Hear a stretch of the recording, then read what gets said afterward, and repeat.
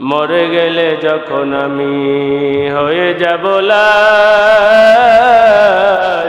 কেউ বলবে বাস কাটো অতি তাড়াতাড়ি, কেউ বলবে মাটি দিয়ে কখন যাব বাড়ি। আজ আমি জীবিত বলে সবাই আমার আপন, মরণকালে সঙ্গী হবে শুধুই সাদা কাফন। মরণকালে সঙ্গী হবে শুধুই সাদা কাফন।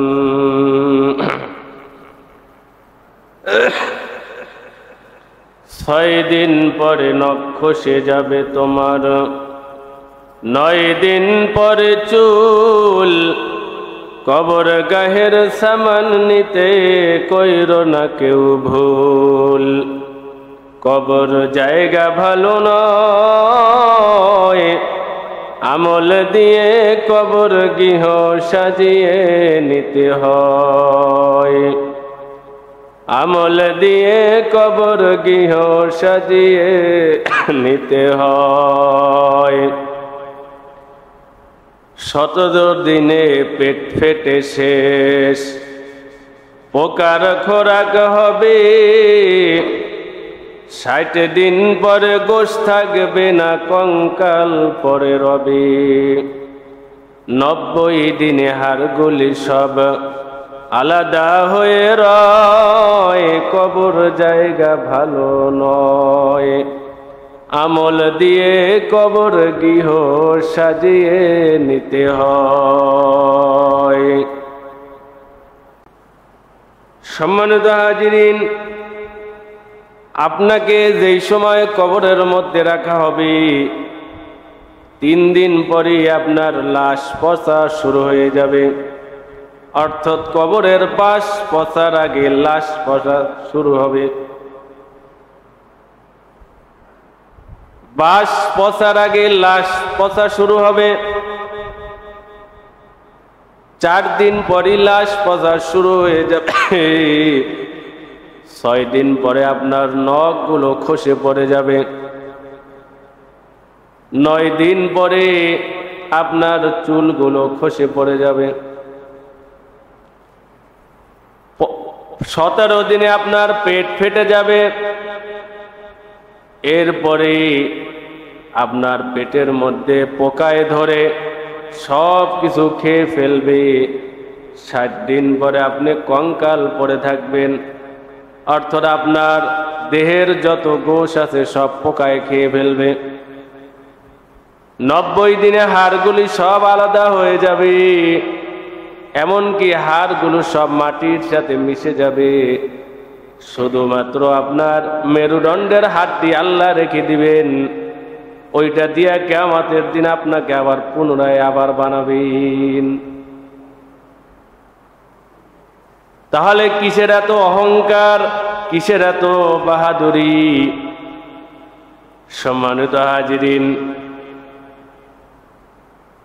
গত জুমায় আলোচনা করেছিলাম বেদাত সম্পর্কে এবং প্রচলিত কি কি বেদাত আছে এই সম্পর্কে আলোচনা করছিলাম। গত জুমার আলোচনার পর এক ভাই আমাকে বলল, হুজুর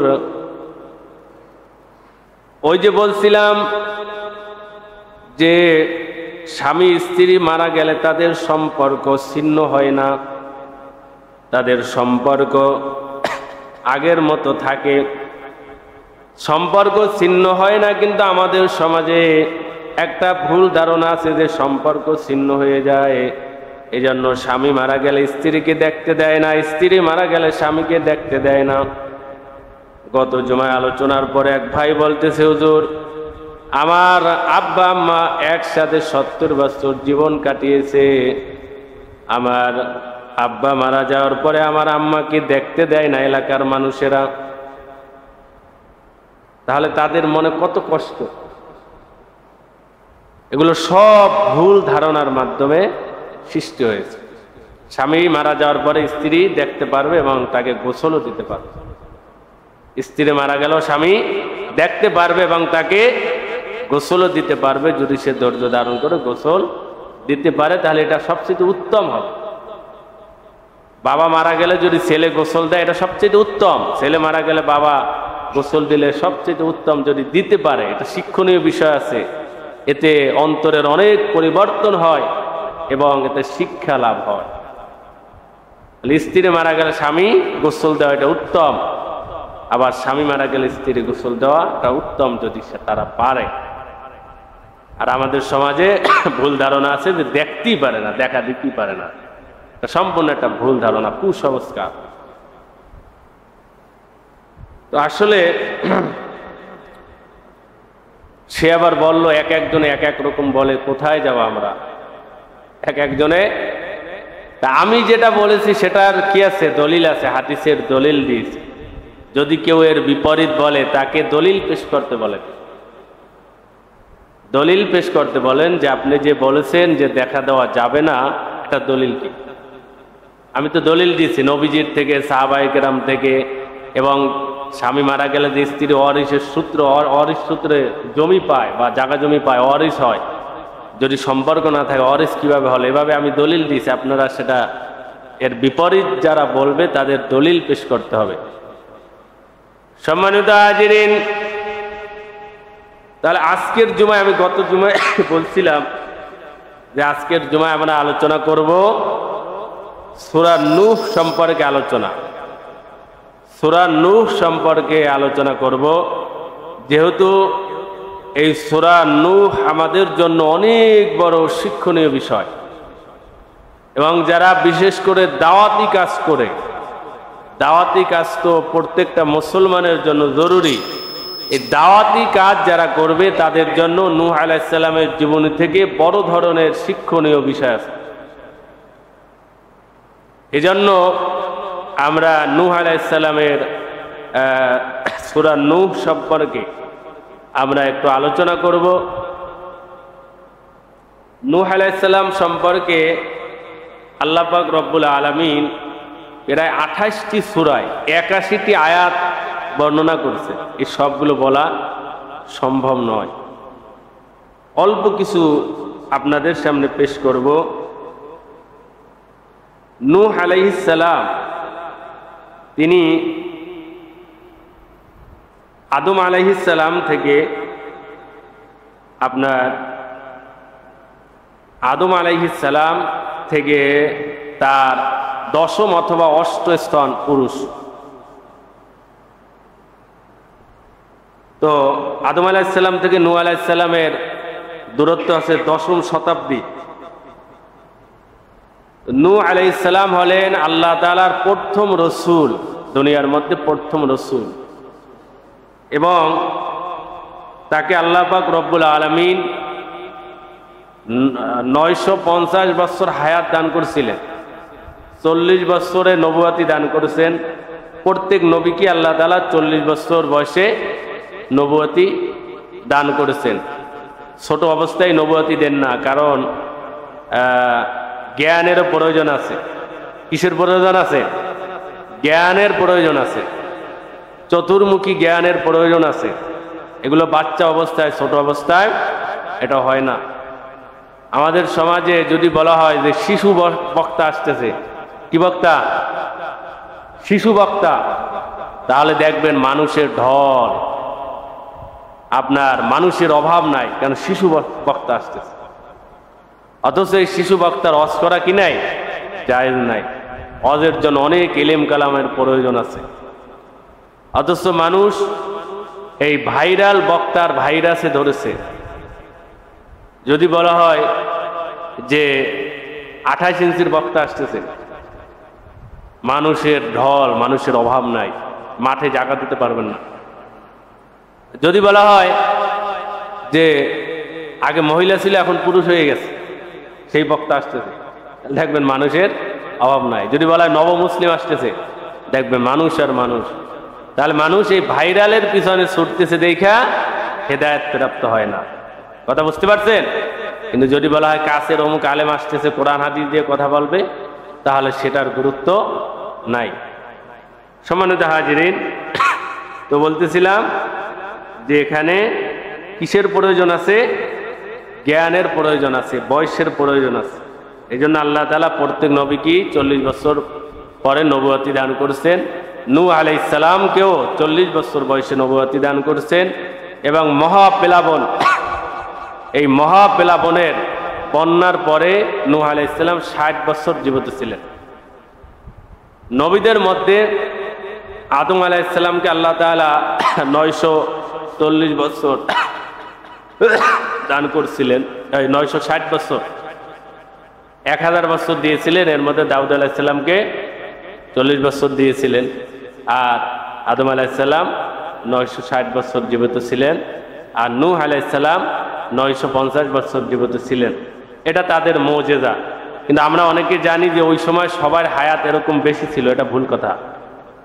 বরং এই নবীকে এই বেশি হায়াত দেওয়ার কারণ হচ্ছে যে এই নবী যুগের পর যুগ, প্রজন্মের পর প্রজন্ম মানুষকে দ্বীনের দাওয়াত দিয়েছেন। এই দাওয়াত দেওয়ার কারণে তাকে আল্লাহ তাআলা দীর্ঘ হায়াত দিয়েছেন, যাতে সে প্রজন্মের পর প্রজন্ম দাওয়াত দিতে পারে। মনে করেন বাবাকে দাওয়াত দিয়েছে, গ্রহণ করে না, এই বাবার ছেলে আছে, এই ছেলেকে দাওয়াত দিয়েছে, ছেলে দাওয়াত গ্রহণ করে নাই, তার নাতিকে দাওয়াত দিয়েছে। এইভাবে প্রজন্মের পর প্রজন্ম তিনি এইভাবে দাওয়াত দিয়েছেন। এই জন্য আল্লাহ তাআলা তাকে দীর্ঘ হায়াত দান করেছিলেন। সম্মানিত হাজিরিন, সূরা নূহ এটা হচ্ছে আপনার কোরআনের 71 নম্বর সূরা, 29 পারায় আছে এবং এর মধ্যে 2টা রুকু আছে। এরপরে 28টি আয়াত আছে, 227টি শব্দ আছে এবং 947টি বর্ণ অথবা অক্ষর আছে। সূরা নাহলের পরে এই সূরা মক্কায় অবতীর্ণ হয়েছে। মক্কায় অবতীর্ণ হয়েছে এই সূরা। এই সূরা নাজিল করার উদ্দেশ্য হচ্ছে কাফেররা যখন আল্লাহর নবীকে বিভিন্নভাবে নির্যাতন করেছেন, আমরা সেটাও একটু ধারণা আপনাদেরকে দিব। আল্লাহর নবীকে যে নির্যাতন ওরা করেছে, সেই নির্যাতনের কারণে যাতে আল্লাহর নবী ধৈর্য ধারণ করে এবং তার যে সাথী সঙ্গী সাহাবায়ে কেরাম তারাও যেন ধৈর্য ধারণ করতে পারে, নূহ আলাইহিস সালামের এই কাহিনী থেকে শিক্ষা গ্রহণ করতে পারে, এই কারণে আল্লাহ তাআলা নূহ আলাইহিস সালামের ঘটনা বর্ণনা করে এবং কিয়ামত পর্যন্ত মানুষকে যারা দ্বীনের দাওয়াত দিবে, এইভাবে ধৈর্য ধারণের মাধ্যমে যাতে সে দুনিয়াবি এই বেঈমানদের পক্ষ থেকে জুলুম নির্যাতন এটা যেন সহ্য করে নিতে পারে, এই মন মানসিকতা যেন তৈরি করতে পারে, এই জন্য আল্লাহ তাআলা সূরা নূহ নাজিল করলেন। সম্মানিত হাজিরিন, আল্লাহ পাক রব্বুল আলামিন বললেন, ইন্না আরসালনা নূহান ইলা কওমিহি إنا أرسلنا نوحا إلى قومه أن أنذر قومك من قبل أن يأتيهم عذاب أليم। নূহকে আমি প্রেরণ করেছিলাম তার সম্প্রদায়ের নিকটে, তার উম্মতের নিকট বা তার জাতির নিকটে এই নির্দেশ সহজে তুমি তোমার সম্প্রদায়কে সতর্ক করো, আয়াতিয়াহুম আযাবুন আলীম, তাদের উপর আযাব আসার পূর্বে তাদেরকে সতর্ক করো। তো এই আযাব কোনটা? এই আযাব নিয়ে বিভিন্ন মতবিরোধ আছে, তাফসীরের কিতাবে আসছে। কেউ কেউ বলেছেন এই আযাব বলতে ওই যে নূহ আলাইহিস সালামের সময় যেই তুফান হয়েছিল, যেই বন্যা হয়েছিল, এটা হচ্ছে আযাব, এই আসার পূর্বেই তুমি তাদেরকে সতর্ক করো। আবার কেউ বলেছেন না, ওই আযাব নয়, বরং আখিরাতের মহা আযাব, মহা শাস্তি, কবরের শাস্তি, জাহান্নামের শাস্তিকে বোঝানো হয়েছে। যাই হোক, এখানে দোনোটাই উদ্দেশ্য হতে পারে। আবার কেউ কেউ বলেছেন হ্যাঁ, দোনোটাই উদ্দেশ্য হতে পারে, অর্থাৎ এই মহাপ্লাবনের শাস্তি, এই আযাব হতে পারে, আবার কবরের শাস্তি, জাহান্নামের শাস্তির এই আযাবও হতে পারে। অর্থাৎ আল্লাহ পাক রব্বুল আলামিন নূহ আলাইহিস সালামকে বললেন, আপনি আপনার জাতিকে সতর্ক করেন, সাবধান করেন, তাদের উপর এই কঠিন আযাব আসার পূর্বে আপনি তাদেরকে সতর্ক করেন। নূহ আলাইহিস সালাম তার সম্প্রদায়ের নিকট যে বললেন, ক্বালা ইয়া কওমি ইন্নী লাকুম নাযীরুম মুবিন, তিনি বললেন যে, হে আমার সম্প্রদায়, আমি তো তোমাদের জন্য স্পষ্ট সতর্ককারী। আনি'বুদুল্লাহ ওয়াত্তাকুহু ওয়াতিউন।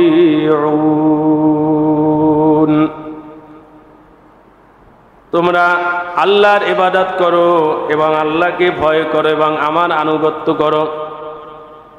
নূহ আলাইহিস সালাম তার সম্প্রদায়ের নিকট যে তিনটি বিষয় তাদেরকে বললেন, তিনটি আদেশ দিলেন। এক নাম্বার আদেশ হচ্ছে আনি'বুদুল্লাহ, তোমরা আল্লাহর ইবাদত করো, অর্থাৎ এই মূর্তি পূজার দেব দেবীর পূজাগুলো তোমরা ছেড়ে দাও।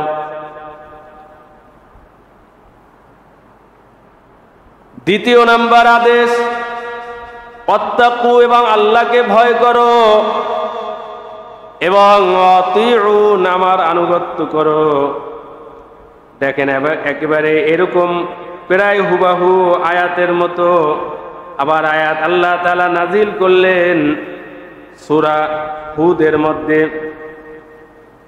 আল্লাহ পাক রব্বুল আলামিন বললেন, ওয়ালাকাদ আরসালনা নূহান ইলা কওমিহি ইন্নী লাকুম নাযীরুম মুবিন হুম আরাদিলুনা বাদিয়ার রা'ই ওয়া মা নারা লাকুম আলাইনা মিন ফাদলিন বাল নাযুন্নুকুম কাযিবিন।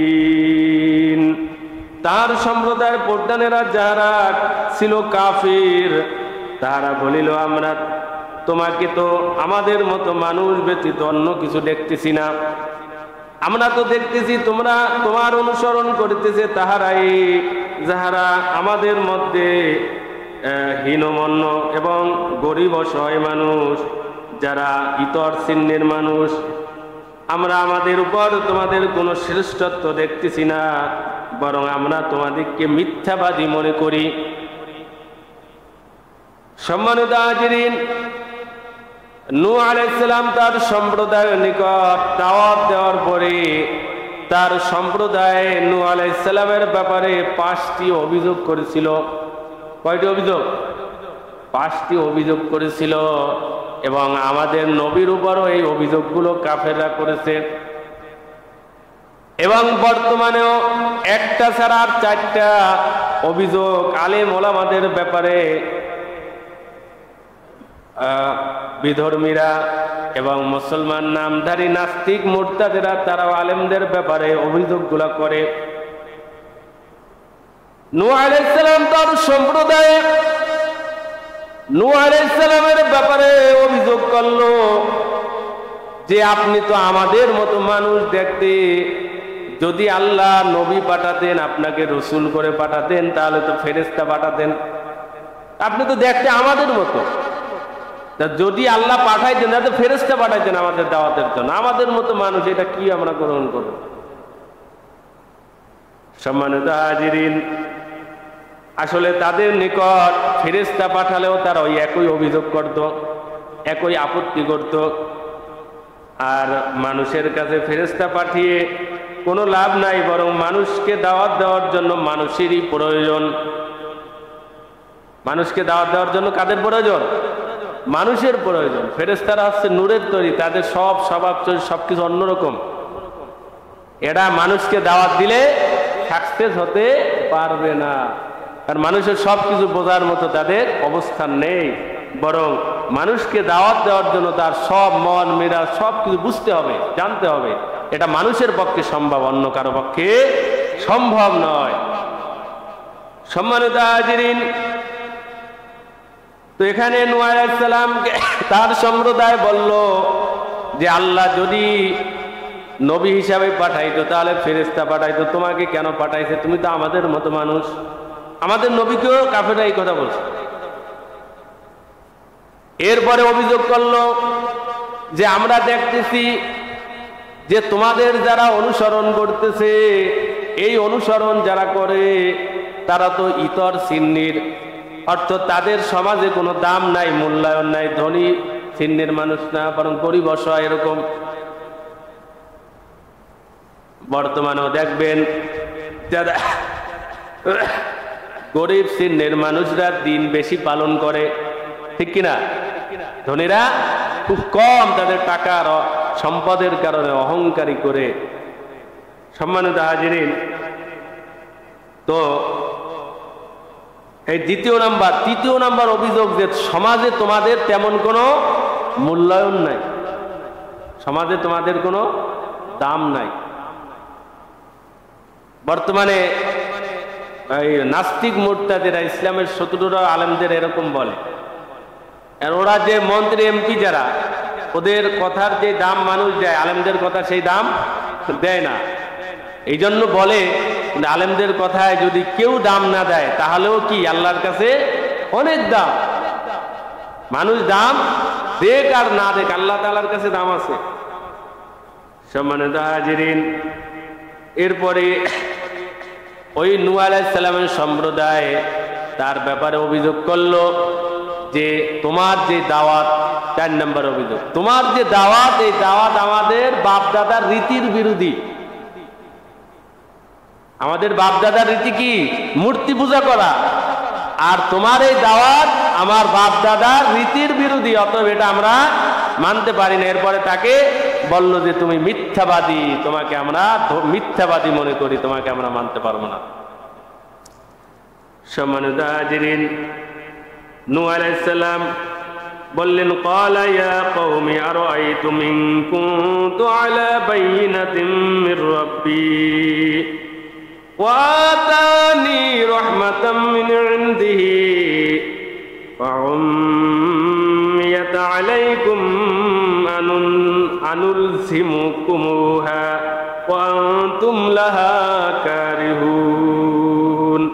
সে বলিল, হে আমার সম্প্রদায়, তোমরা আমাকে বলো, আমি যদি আমার প্রতিপালক প্রেরিত স্পষ্ট নিদর্শনে প্রতিষ্ঠিত থাকি এবং তিনি যদি আমাকে তাহার নিজ অনুগ্রহ হইতে দান করিয়া থাকেন, আর ইহা তোমাদের নিকট গোপন রাখা হইয়াছে, আমি কি এই বিষয়ে তোমাদেরকে বাধ্য করিতে পারি যখন তোমরা ইহা অপছন্দ করো? এই যে প্রথম অভিযোগ করলো যে তুমি যদি নবী হতা তাহলে তো ফেরেশতা পাঠাইতেন আল্লাহ। নূহ আলাইহিস সালাম জবাব দিলেন যে এই জবাবের দ্বারা নূহ আলাইহিস সালাম বুঝাতে চাইলেন যে এই নবী, এই রসুলের দায়িত্ব আল্লাহ তাআলা কেউ চাইলেই তাকে দেয় না, কেউ চাইলেই তাকে দেয় না, ফেরেশতারা চাইলেই তাকে দিবে না। তিনি যাকে মনোনীত করে পাঠাবেন তিনিই হতে পারে, এটা চাইলেই দেয় না।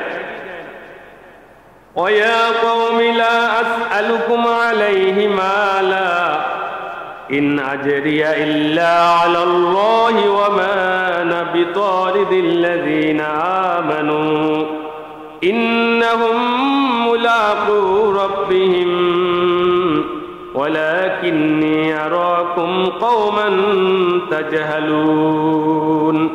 হে আমার সম্প্রদায়, ইহার পরিবর্তে আমি তোমাদের নিকট ধন সম্পদ কামনা করি না, ধন সম্পদ আমি চাই না। আমার পারিশ্রমিক তো আল্লাহর নিকটই, এবং মুমিন দিককে তাড়াইয়া দেওয়া আমার কাজ নয়। তাহারা নিশ্চিতভাবে তাহাদের প্রতিপালকের সাক্ষাৎ লাভ করিবে, কিন্তু আমি তো দেখতেছি তোমরা এক অজ্ঞ সম্প্রদায়, জাহেল সম্প্রদায়। নূহ আলাইহিস সালাম দ্বিতীয় জবাব দিলেন যে হে আমার সম্প্রদায়, হে আমার জাতিরা, হে আমার উম্মতেরা, আমি তোমাদেরকে যে এই দিনের দাওয়াত দিতেছি, আল্লাহর পথে তোমাদেরকে ডাকতেছি, আল্লাহর ইবাদত করার জন্য, মূর্তি পূজা বাদ দিয়া এই আল্লাহর ইবাদতের জন্য যে আমি তোমাদেরকে ডাকতেছি, এর মাধ্যমে আমি তোমাদের কাছে কোনো বিনিময় চাই না, কোনো টাকা পয়সা, কোনো সম্পদ চাই না।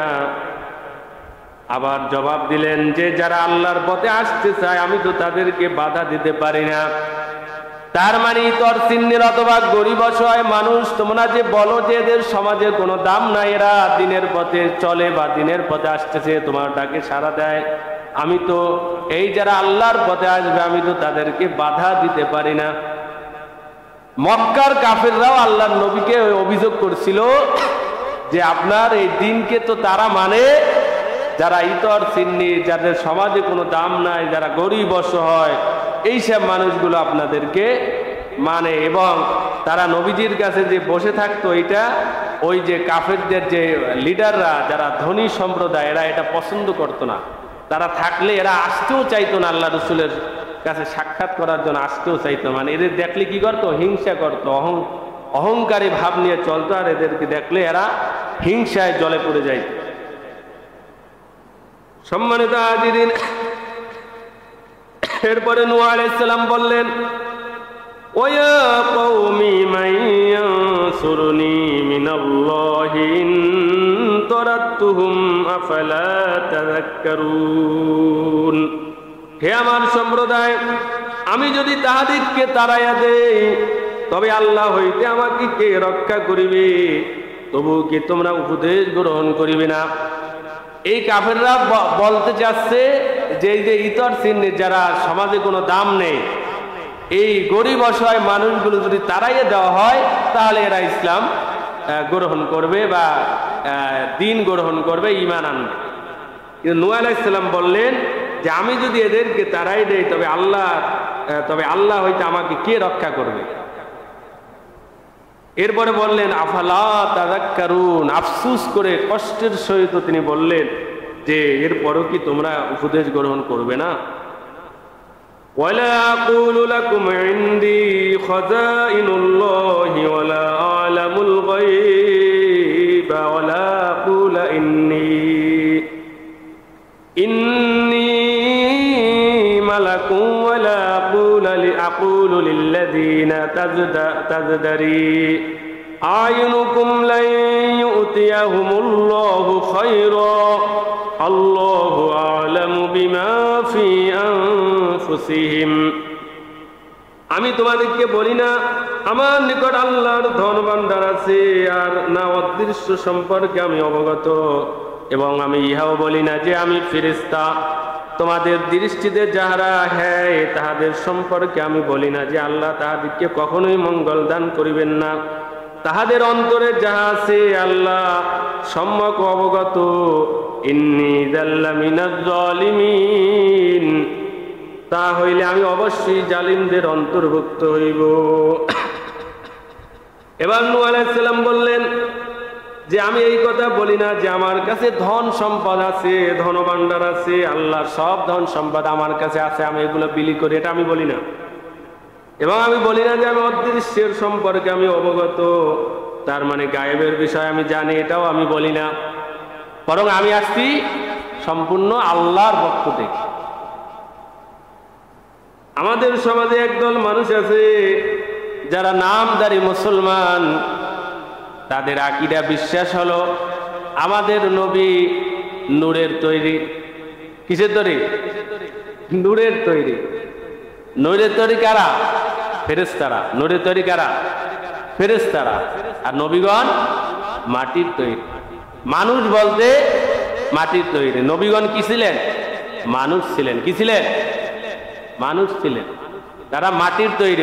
ওরা মনে করছে যে নবীরে নূরের তৈরি বললে দাম বেশি হবে, আহাম্বক। নূরের তৈরি বললে দাম কম হবে, মাটির তৈরি বললে দাম আরো বৃদ্ধি পাবে, বেশি হবে। কথা বুঝতে পারছে? আপনার নবীজি আমাদের মতো মাটির মানুষ, নবীজি আমাদের মতো মানুষ, কিন্তু সেটা কিভাবে? আমাদের যেরকম খাবারের চাহিদা আছে, ক্ষুধা লাগে, শীত আছে, গরম আছে, এই যে দেহের বিভিন্ন কিছু প্রয়োজন, এই হিসাবে নবীজি আমাদের মতো মানুষ। কথা কি বুঝতে পারছেন? আমাদের শরীরে ব্যথা লাগলে যেমন ব্যথা অনুভূত হয় না, নবীজি এরকম মানুষ। কিন্তু তাকওয়ার দিক দিয়া, আল্লাহর ভয়ের দিক দিয়া, আমলের দিক দিয়া নবীজিকে আমাদের সাথে কেউ তুলনা করলে কাফের হয়ে যায়, ঈমান থাকবে না। আমাদের সাথে তার কোনো তুলনাই হতে পারে না। তার তুলনা তার দূরের কথা, তার সাহাবায়ে কেরাম, তাবিন বা তাবিনদের সাথেও কোনো তুলনা করা সম্ভব না। কথা কি বুঝতে পারছেন? তো নবীজি আমলের দিক দিয়া, আল্লাহর ভয়ের দিক দিয়া, তাকওয়ার দিক দিয়া আমাদের সাথে কোনো তুলনা চলবে না। কেউ তুলনা দিলে সে বেঈমান হয়ে যাবে, তার ঈমান থাকবে না। কিন্তু আপনার মানবিক দিক দিয়া, আমাদের মানুষের যেরকম জৈবিক চাহিদা আছে, আমাদের সন্তানাদি মারা গেলে যেরকম কষ্ট হয়, আত্মীয় স্বজন মারা গেলে যেরকম কষ্ট হয়, এই যে মানুষের অনুভূতিগুলো, এগুলো নবীজি এই দিক দিয়ে আমাদের মতো মানুষ ছিলেন। কথা কি বুঝতে পারছেন? এই আকীদা আহলে সুন্নাত জামাতের আকীদা এবং সহিহ আকীদা, এই আকীদা গ্রহণ না করলে ঈমান টিকবে না। সম্মানিত হাজিরিন, তাহলে যারা নবীকে ফেরেশতা বানাতে চায় বা নূরের তৈরি বলে, তারা মূলত কোরআন বিরোধী এবং হাদিস বিরোধী এটা কথা। এবং যারা বলে যে নবী গায়েব জানে, আমাদের সমাজে একদল আছে যারা নবীজিকে হাজির নাজির মনে করে এবং তারা নবীকে বলে যে নবী গায়েব জানে। এটা কোরআনের অনেকগুলো আয়াতের বিরুদ্ধে। আল্লাহ ছাড়া অন্য কেউ গায়েবের খবর রাখে না। এই এখানে স্পষ্ট পাইলাম নূহ আলাইহিস সালাম গায়েবের খবর নাই তার কাছে, এবং আমাদের নবীও গায়েবের খবর জানেন না। তবে আল্লাহ যতটুকু জানায় ততটুকু শুধুমাত্র জানে। কথা কি বুঝতে পারছেন? যদি আমাদের নবীজি গায়েব জানতো, তাহলে তিনি ওই যে ইহুদিরা অনেক সময় দাওয়াত দিয়ে তাকে বিষ প্রয়োগ করে খাওয়াইছিল, ছাগল বকরির মধ্যে বিষ প্রয়োগ করে তাকে মারার জন্য খাওয়াইছিলেন। যখনই তিনি খাইবেন একটু খেয়েও ফেলছিলেন, এবং সাহাবায়ে কেরাম কেউ কেউ খাওয়ার কারণে ওখানে মারা গেছে, সাথে সাথে কেউ অসুস্থ হয়ে পড়ছেন। আল্লাহর নবী অল্প একটু খেয়ে ফেলছিলেন, সাথে সাথে জিবরাইল আলাইহিস সালাম এসে বললেন এর মধ্যে বিষ মিশানো। এবং নবীজির ইন্তেকালের সময় সেই ব্যথা অনুভূত হয়েছে, সেই বিষের ব্যথা। তো যদি গায়েব জানতেন, তাহলে তিনি কি জানিয়া ইচ্ছা করে বিষ খাইতেন? নাউজুবিল্লাহ। শুধু এটা নয়, বীরে মাউনার যে ঘটনা, বীরে মাউনা 70 জন কোরআনের হাফেজকে একদল লোক এসে তা আল্লাহর নবীর কাছ দিয়ে নিয়ে গেল যে আমরা ওখানে ওই সম্প্রদায়ের নিকট যে ওখানে কিছু লোক পাঠান যারা ইসলামের দাওয়াত দিবে। মিথ্যা কথা বলে তাদেরকে নিয়ে গেছে আল্লাহ নবীর কাছ থেকে 70 জন কোরআনের হাফেজ। এবং তারা সারাদিন তারা কাঠ কেটে সংগ্রহ করে এগুলো বিক্রি করত। রাতের বেলায় সারা রাত তারা তাহাজ্জুদের নামাজ আদায় করত। খুব আমলদারি ছিল। এই কাফেররা তাদেরকে দাওয়াত দিয়ে নিয়া এরপরে 70 জনকে তারা হত্যা করে ফেলছে। আল্লাহর নবী এতে এত কষ্ট পেয়েছেন, এত কষ্ট পেয়েছেন, অন্য কোন কাফেরের আচরণে এত কষ্ট আল্লাহর নবী পান নাই। তার নিজেরকে যেভাবে নির্যাতন ওরা করেছে, তাতে যে কষ্ট পেয়েছেন তার চাইতে বেশি কষ্ট পেয়েছেন এই আচরণে, এই বীরে মাউনার ঘটনায়। অথচ সেখানে আল্লাহর নবী প্রায় 1 মাস পর্যন্ত ফজরের নামাজে এই কুনুতে নাজিলা পড়ছেন আর কাফেরদেরকে বদদোয়া দিয়েছেন যারা এইসব সাহাবায়ে কেরামকে যারা মেরেছেন, কোরআনের হাফেজ সাহাবায়ে কেরামকে। তো এতে আল্লাহর নবী এত কষ্ট পেয়েছেন যেটা ভাষায় কেউ বর্ণনা করতে পারবে না। যদি জানতেন গায়েব, তাহলে তাদেরকে পাঠাতেন? অবশ্যই পাঠাতেন না। এভাবে হাজার হাজার ঘটনা আছে যে নবীজি গায়েব জানতেন না।